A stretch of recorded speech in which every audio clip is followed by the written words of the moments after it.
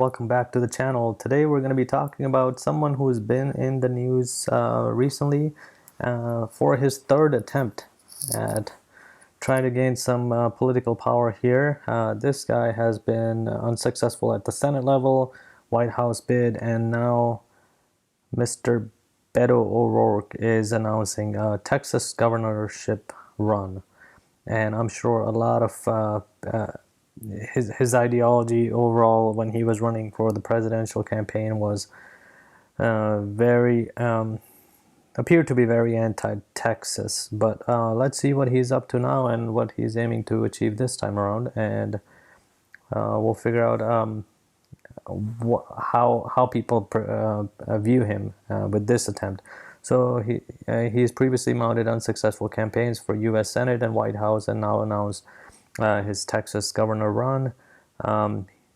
He will be winning an election that will prove to be difficult task, since Democrats have not won a gubernatorial election in state since 1990. So he's trying for something very that has been very difficult for Democrats to do in the past, and we'll see how this goes for him. Right now, he's aiming to go towards the Texas border, which has been an issue, and he's trying to attempt to beat Governor Greg Abbott in that area by approaching the southern border of Texas. And he's been in McAllen. We are being, and this is one of the the point that he was trying to make, that that overall, even he hasn't made statements.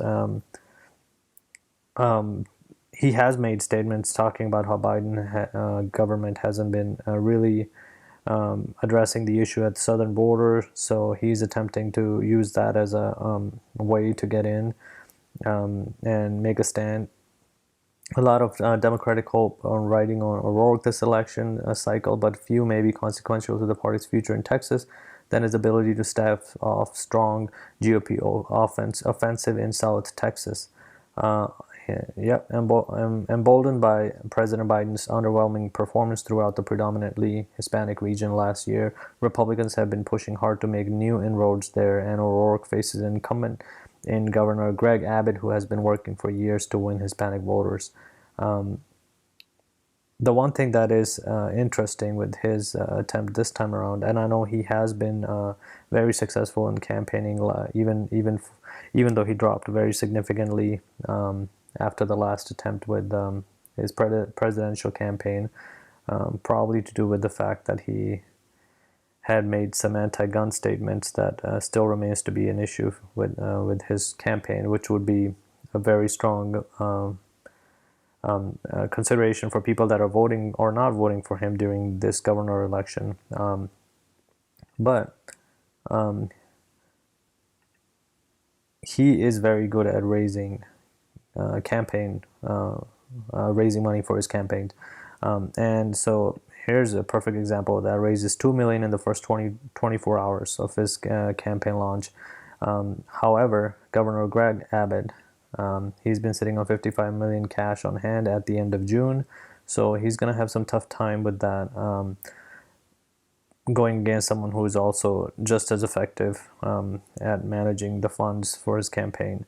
Last time around, Beto O'Rourke had quite a bit of push from the Democratic Party, thinking that he was going to be the main guy for them, but then he stumbled in his campaign attempt fairly quick, leading to a lot more uncertainty with his ability to manage it. So we'll see how this goes. And like I said, Texas hasn't been hasn't had this happen since 1990. So we'll see how well this works. And this is one of the videos that I was watching. Beto O'Rourke told to get the hell out during Texas campaign stops as he doubles down on gun grabbing promise, which is the main concern. I think I'm going to be curious on how he's going to address this issue during his campaign when this question arises as to what is your plan with the AR-15, like you had told in the past that I will come for your guns, and I will take your AR-15, which made a strong statement last time around during his presidential campaign. But this is something that was very interesting. I think I should play this here.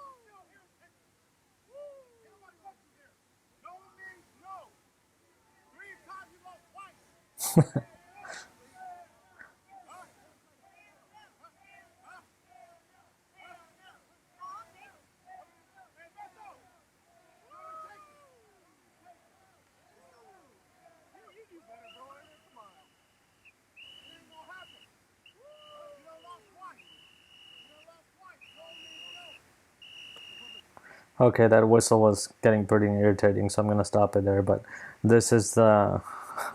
I'm sure there's more than one person that feels this way, and you notice that the weird thing too that has been happening with a lot of these campaigns, that once it doesn't start going their way, even now in the presidential campaign, you notice it all the time where they just start yelling "thank you" and "thank you." The people that are surrounding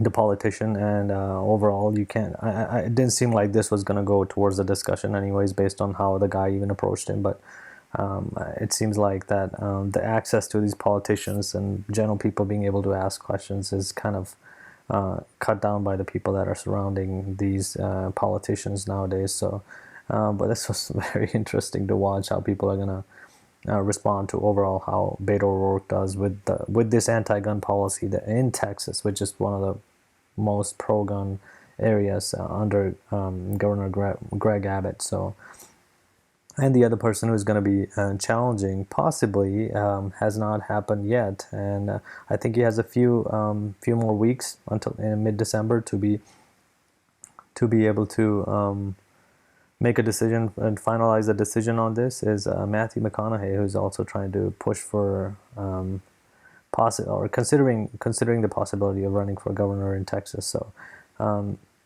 we'll see if that happens, and how likely that for that to happen is still up in the air. But that would make it very interesting. And actually, I think he is the only one that has, with recent polls, come close to Governor Abbott. Preliminary polls. Obviously, he's not running as of yet, but if he does, then that might be something to keep in mind if he does. But he's not a politician to where he's made strong, definitive statements on his stance on a lot of these critical issues like gun control. And I know he's anti-vaccine mandates, but he's also been kind of pro-mask mandates. So it'd be interesting to see how people of Texas respond to him.